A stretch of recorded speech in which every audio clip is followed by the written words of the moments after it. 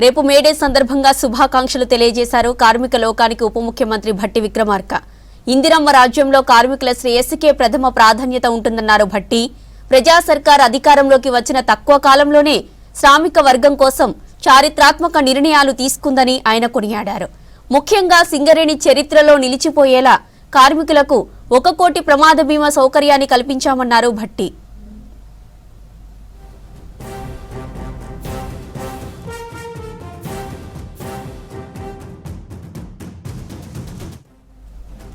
సహజ మరణం పొందిన కార్మికుల కుటుంబాలకు 10 లక్షల రూపాయల ఆర్థిక సాయం అందజేస్తూ కొండంత అండగా నిలుస్తున్నామన్నారు భట్టి విక్రమార్క. గనుల్లో ప్రాణాలకు తెగించి పనిచేసే కాంట్రాక్టు కార్మికుల కష్టాన్ని గుర్తించి సంస్థ చరిత్రలోనే తొలిసారిగా వారికి 5,000 బోనస్ అందించడమే కాకుండా పెండింగ్ లో ఉన్న కారుణ్య నియామకాలను భర్తీ చేసి కార్మిక బిడ్డలకు ఉపాధి కల్పించామన్నారు. ఇంధన శాఖ పరిధిలోని ట్రాన్స్కో, జెన్కో, డిస్కంలలో పనిచేసే ఉద్యోగులకు సైతం 1 కోటి ప్రమాద బీమాను వర్తింపజేస్తూ సర్కారు భరోసా ఇచ్చిందన్నారు డిప్యూటీ సీఎం.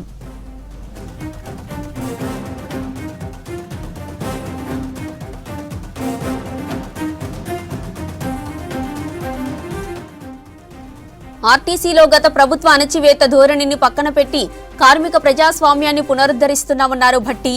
కార్మికుల హక్కులను కాపాడేందుకు యూనియన్లను పునరుద్ధరించడంతో పాటు త్వరలోనే ఎన్నికలు నిర్వహించడానికి సన్నద్ధమవుతున్నామన్నారు. వారి 32 ప్రధాన డిమాండ్లను పరిష్కరించేందుకు సర్కార్ కృత నిశ్చయంతో ఉందన్నారు భట్టి విక్రమార్క. ఇక ఆధునిక కాలంలో పెరుగుతున్న గిగ్ వర్కర్ల రక్షణ కోసం 5 లక్షల ప్రమాద బీమాతో కూడిన ప్రత్యేక సంక్షేమ బిల్లును తీసుకువచ్చామన్నారు.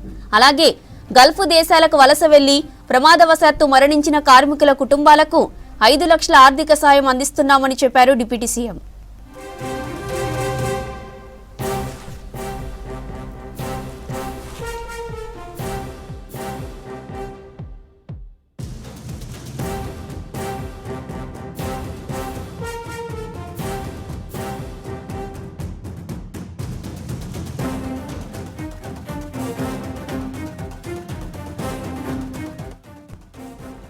మేడే స్ఫూర్తితో రాష్ట్ర అభివృద్ధిలో భాగస్వాములైన ప్రతి కార్మికుడికి సామాజిక భద్రత కల్పించడమే తమ ప్రభుత్వ ధ్యేయమన్నారు డిప్యూటీ సీఎం.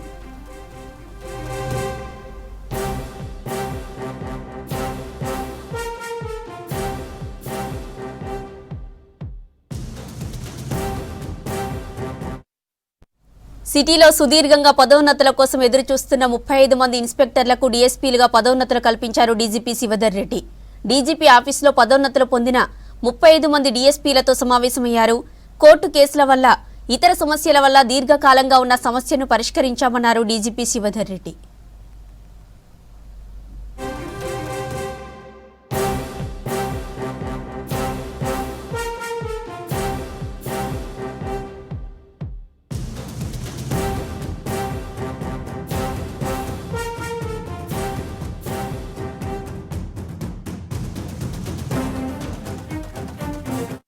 గత బీఆర్ఎస్ సర్కార్ మిషన్ భగీరథ పేరుతో వేల కోట్లు ఖర్చు చేసినా ఆశించిన స్థాయిలో ఫలితం దక్కలేదనే ఆరోపణలు వినిపిస్తున్నాయి.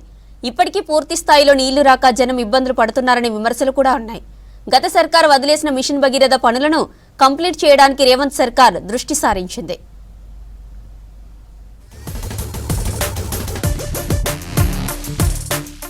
రాష్ట్రంలోని అర్బన్ ఏరియాల్లో నివసిస్తున్న ఒక్కో మనిషికి రోజుకు కేవలం 30 లీటర్లకు మించి నీళ్లు అందటం లేదు.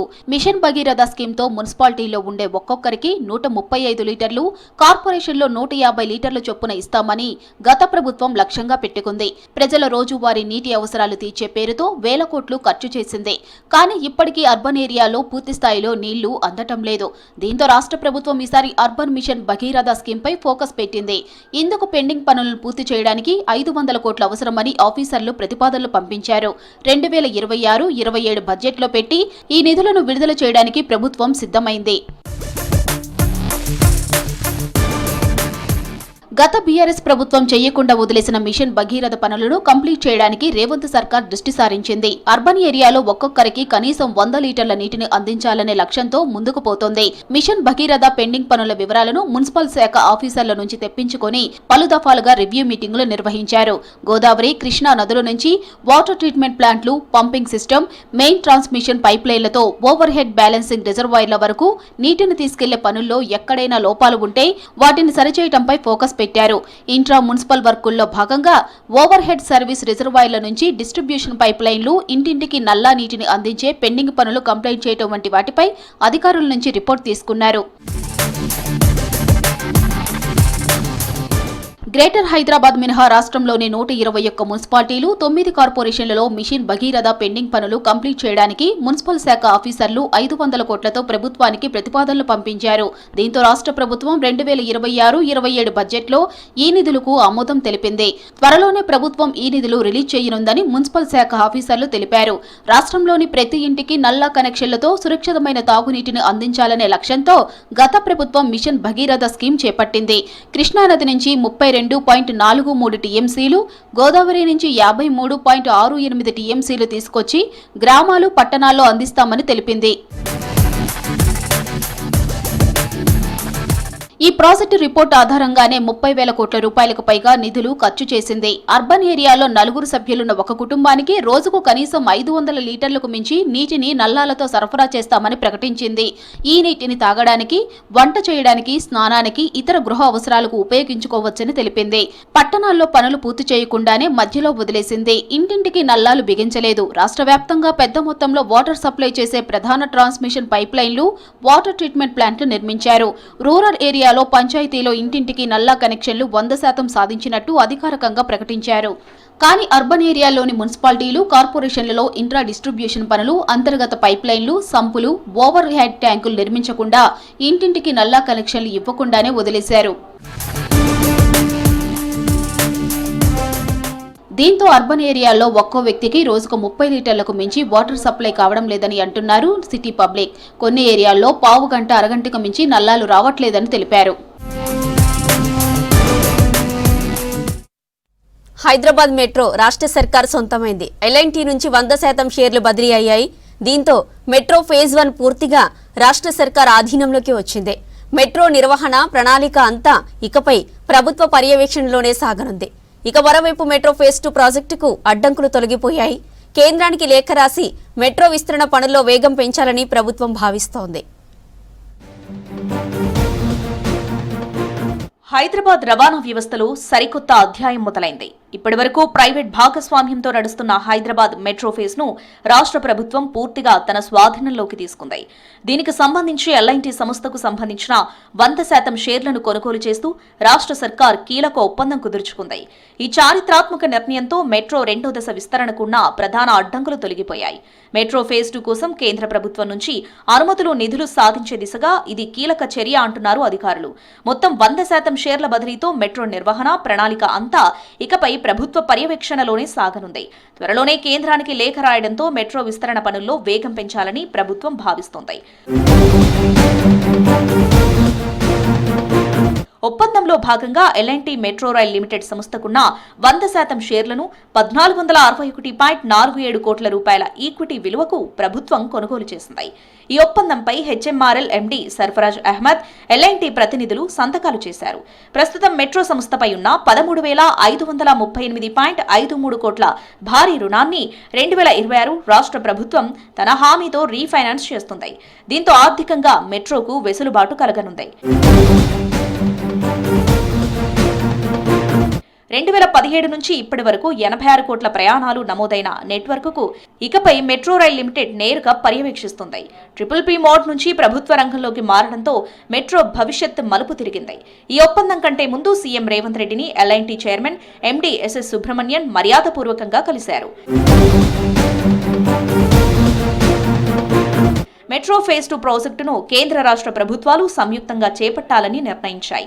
కానీ ఇందుకు కేంద్ర ప్రభుత్వం ఒక కీలక షరతు విధించింది. 2వ దశ విస్తరణ సజావుగా సాగాలంటే ప్రస్తుతం నడుస్తున్న మొదటి దశ కూడా ప్రభుత్వ నియంత్రణలోనే ఉండాలని సూచించింది.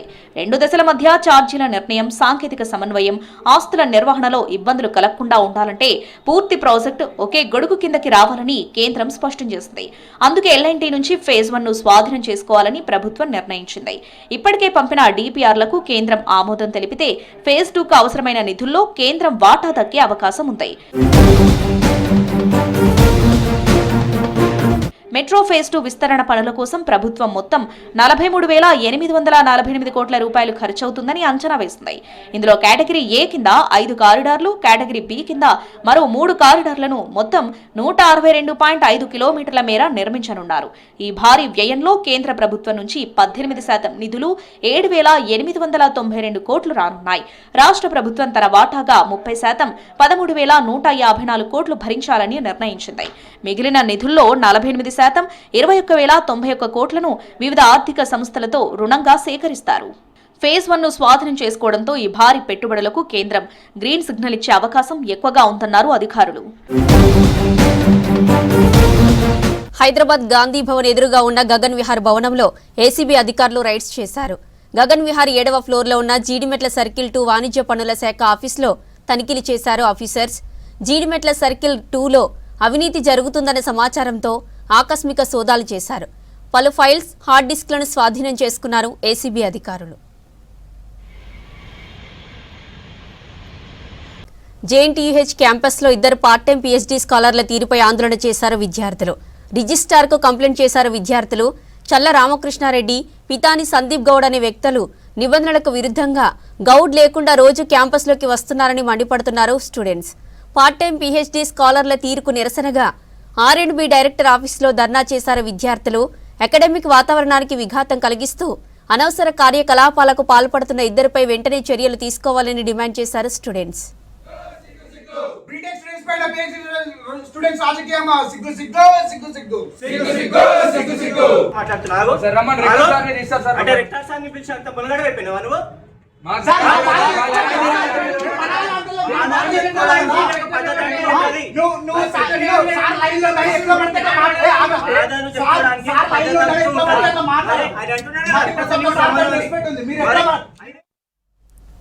మేడ్చల్ జిల్లాలో పెట్రోల్ బంకుల్లో సరిపడా డీజిల్, పెట్రోల్ నిల్వలున్నాయని ప్రజలు ఆందోళన చెందాల్సిన అవసరం లేదని తెలిపారు జిల్లా కలెక్టర్ మను చౌదరి. సోషల్ మీడియాలో వార్తలను నమ్మొద్దని, వినియోగదారులు వారి అవసరాల మేరకే ఇంధనం కొనుగోలు చేయాలని సూచించారు. శామీర్పేట్ మండలం తూకుంటలోని పెట్రోల్ బంకును తనిఖీ చేశారు కలెక్టర్. ఆయిల్ కంపెనీ ప్రతినిధులను బంకు యజమానులు ఇంజెంట్ పెట్టిన వెంటనే ఇంధనం సరఫరా అయ్యేటట్లుగా చూడాలని యజమానులకు సూచించారు. చాలా అడ్వాన్స్గా ఆయిల్ కంపెనీలకు ఇంజెంట్ పెట్టాలని సూచించారు.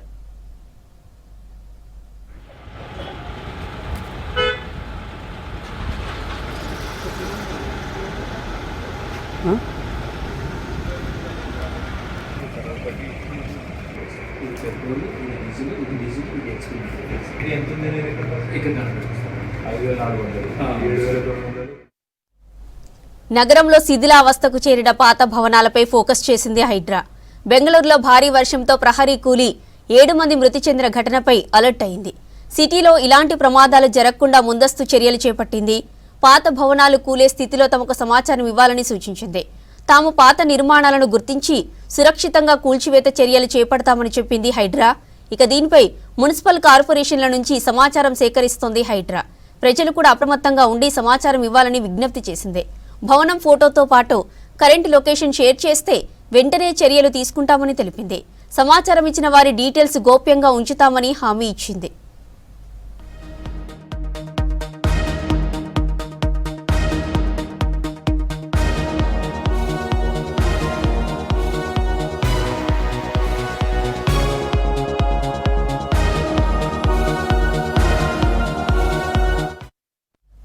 రంగారెడ్డి జిల్లా సన్ సిటీలో స్వయంభుగా వెలిసిన జ్వాలా యోగా లక్ష్మీ నరసింహస్వామి ఆలయంలో లక్ష్మీ నరసింహస్వామి జయంతి ఉత్సవాలు ఘనంగా నిర్వహించారు. జయంతి సందర్భంగా స్వామివారి కళ్యాణం నిర్వహించడం ఆనవాయితీగా వస్తోంది. దీంతో స్వామి కళ్యాణాన్ని వైభవంగా జరిపారు. ఈ ఉత్సవాలు అభిషేకం, ధ్వజారోహణం, గరుడ పూజ, గరుడ ప్రసాదంతో ప్రారంభమయ్యాయి. తర్వాత సుదర్శన హోమం, లక్ష్మీ నరసింహస్వామి హోమం నిర్వహించి స్వామి కళ్యాణాన్ని వైభవంగా నిర్వహించారు.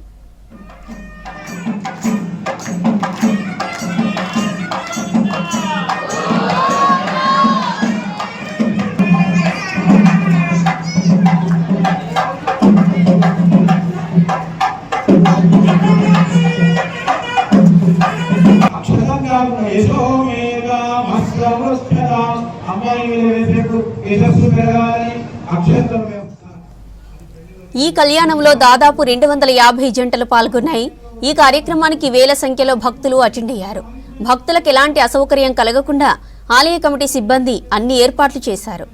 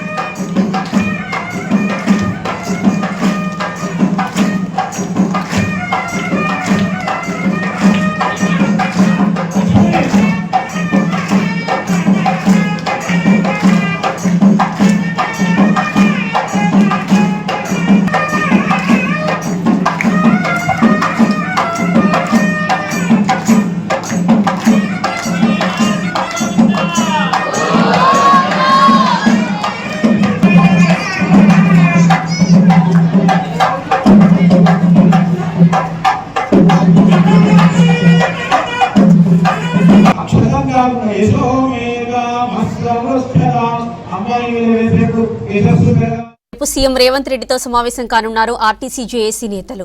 ఆర్టీసీ డిమాండ్లకు సర్కారు ఓకే చెప్పడంతో సీఎంను కలిసి ధన్యవాదాలు చెప్పనున్నారు. ఆర్టీసీ విలీనమా, గుర్తింపు సంఘం ఎన్నికల అన్న అంశంపై కార్మిక సంఘాలు తర్జన భర్జన అవుతున్నాయి. విలీన ప్రక్రియను ముందుగా ప్రారంభించాలని సీఎం రేవంత్ రెడ్డిని కోరే అవకాశం ఉంది.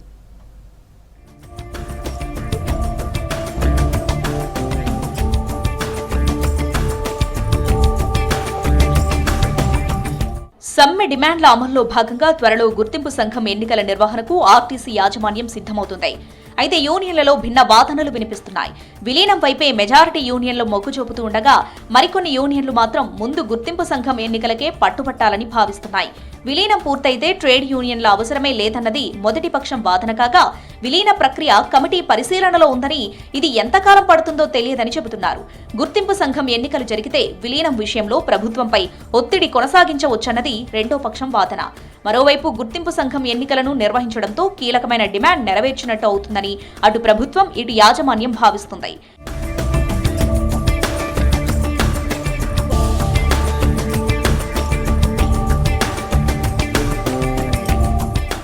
ఆర్టీసీ జేఏసీ నేతలు రేపు సీఎం రేవంత్ రెడ్డిని కలవనున్నారు. సమ్మె టైంలో ఆర్టీసీ డిమాండ్లన్నింటికీ ప్రభుత్వం అంగీకరించడంతో ఆయనకు కృతజ్ఞతలు చెప్పనున్నారు. ఈ సందర్భంగా ఈ అంశంపైనే సీఎం దగ్గర ప్రధానంగా ప్రస్తావించేందుకు యూనియన్ నేతలు సిద్ధమవుతున్నారు. గుర్తింపు సంఘం ఎన్నికలు జరిపించేందుకు ప్రభుత్వం మొగ్గు చూపుతోంది. కానీ విలీన ప్రక్రియను ప్రారంభిస్తే యూనియన్ ఎన్నికలు అవసరం లేదని చెప్పాలని భావిస్తున్నారు. విలీన ప్రక్రియ ఆర్థికపరమైన అంశాలతో ముడిపడింది కావడం కమిటీ పరిశీలనలో ఉండటంతో ఆ నివేదిక వచ్చే వరకు దీనిపై సర్కార్ ముందుకెళ్లే అవకాశం లేదనే వాదన వినిపిస్తుంది. అందువల్ల యూనియన్ ఎన్నికలకు వెళ్లాలనేది జేఏసీలోని మరో వర్గం వాదన. దీనిపై సీఎం ఎలా స్పందిస్తారు అనేది ఇంట్రెస్టింగ్ గా మారింది.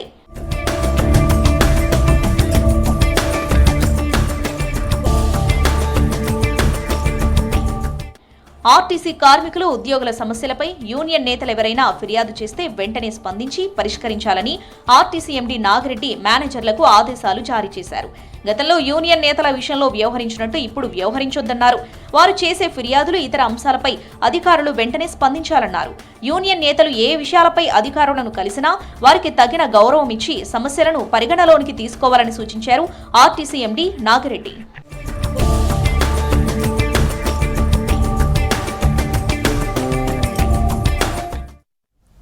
ప్రభుత్వ ఉద్యోగుల బకాయిలు క్లియర్ చేసే పనిలో పడింది రేవంత్ సర్కార్. మాట ఇచ్చిన ప్రకారం 1000 కోట్లను రిలీజ్ చేసింది. నెలకు 700 కోట్ల నుంచి 1000 కోట్లకు చెల్లింపులను పెంచింది. దీంతో అక్టోబర్ 2025 వరకు రిటైర్డ్ ఉద్యోగుల జీపీఎఫ్ క్లియర్ చేసింది. గతేడాది ఉద్యోగ సంఘాలతో జరిపిన చర్చల్లో ఇచ్చిన హామీలను ఒక్కొక్కటిగా అమల్లోకి తీసుకొస్తుంది సర్కార్.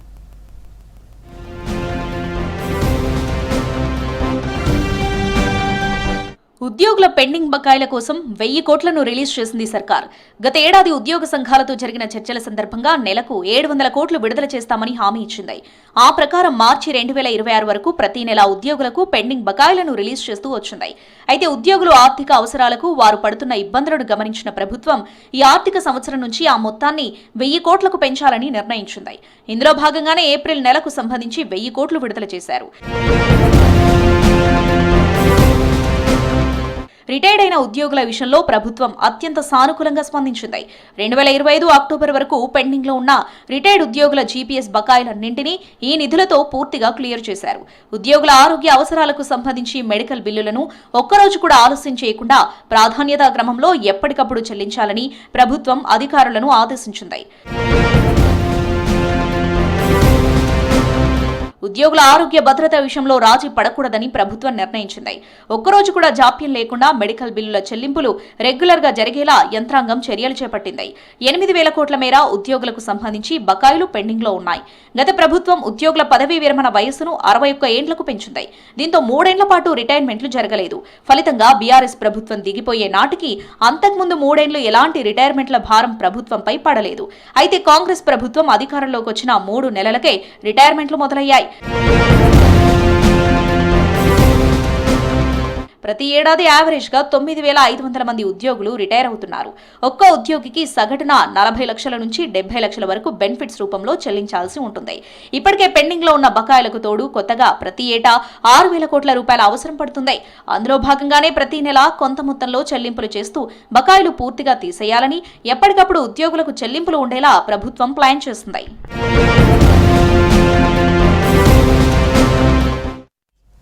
రైతు డిస్కమ్ సేవలు జూన్ 2 నుంచి అధికారికంగా మొదలు కానున్నాయి. రాష్ట్రంలో కొత్తగా ఏర్పాటు చేసిన రైతు డిస్కమ్ వాటా 42% తేలింది. దీనివల్ల ఇప్పటికే ఉన్న ఎస్పీడీసీఎల్ వాటా 71 నుంచి 45%, ఎన్పీడీసీఎల్ వాటా 29 నుంచి 13% పడిపోయాయి. రాష్ట్రంలో గడిచిన 5 ఏళ్ల విద్యుత్ వినియోగం ఆధారంగా ఎస్పీడీసీఎల్ రైతు డిస్కంలో మొదటి 2 స్థానాల్లో నిలవగా ఎన్పీడీసీఎల్ అతి చిన్న డిస్కంగా అవతరించింది.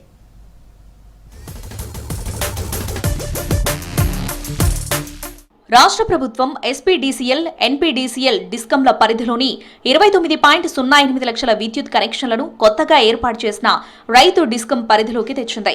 సీఎండీ ముషారఫ్ అలీ ఏర్పాట్లలో నిమగ్నమయ్యారు. 3వ డిస్కంకు సంబంధించిన పేపర్ వర్క్ ఇప్పటికే పూర్తి కాగా కేంద్ర ప్రభుత్వ పరిధిలోని మినిస్ట్రీ ఆఫ్ కార్పొరేట్ అఫైర్స్ నుంచి అన్ని అనుమతులు వచ్చాయి. డిస్కమ్ లైసెన్స్ కోసం తెలంగాణ ఈఆర్సీలో అప్లై చేయగా ఉద్యోగుల సర్దుబాటుకు సంబంధించిన విధి విధానాలపై కసరత్తు జరుగుతోంది. వాటాల ఆధారంగానే ఉద్యోగుల సర్దుబాటు రాష్ట్రంలో ఇప్పటిదాకా ఎన్పీడీసీఎల్, ఎస్పీడీసీఎల్ విద్యుత్ పంపిణీ సంస్థలు మాత్రమే ఉండేవి. హైదరాబాద్ కేంద్రంగా సౌత్, వరంగల్ కేంద్రంగా నార్త్ డిస్కంలు పనిచేసేవి. రైతు డిస్కం ఏర్పాటు చేయకముందు సౌత్ డిస్కం వాటా 71% ఉండగా నార్త్ డిస్కం వాటా 29%గా ఉండేది.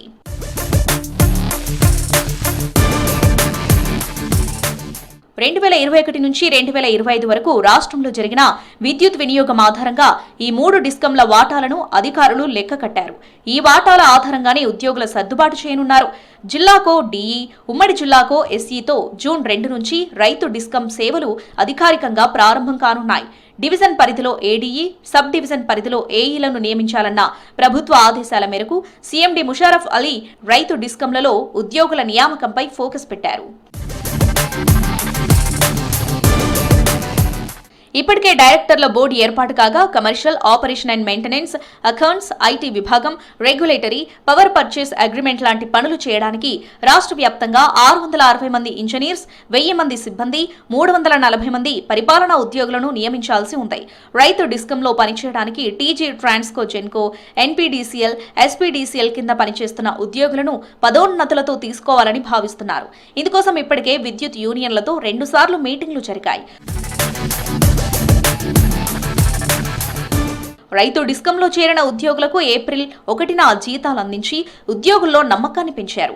ముఖ్యంగా సౌత్, నార్త్ డిస్కంలలో పర్మనెంట్ ఉద్యోగులు, ఆర్టిజన్లు కలిపి 34,000 మంది దాకా ఉద్యోగులు రైతు డిస్కంలో చేరడానికి ఆసక్తి చూపిస్తున్నట్టు ఇంజనీర్లు చెబుతున్నారు. అధిక లాభాల ఆశ చూపిస్తూ సైబర్ నేరగాళ్లు కొత్త తరహా ట్రేడింగ్ మోసాలకు పాల్పడుతున్నారు. రోజురోజుకు ఈ మోసాలు పెరుగుతుండగా కోట్ల వరకు నష్టాలు నమోదవుతున్నాయి. రాష్ట్ర వ్యాప్తంగా చూస్తే ట్రేడింగ్ మోసాల ద్వారానే రోజుకు కోట్ల వరకు బాధితులు కోల్పోతున్నారు. ఆశ్చర్యకరంగా ఈ మోసాల్లో ఎక్కువగా బాగా చదువుకున్న వారే బలవుతున్నారు.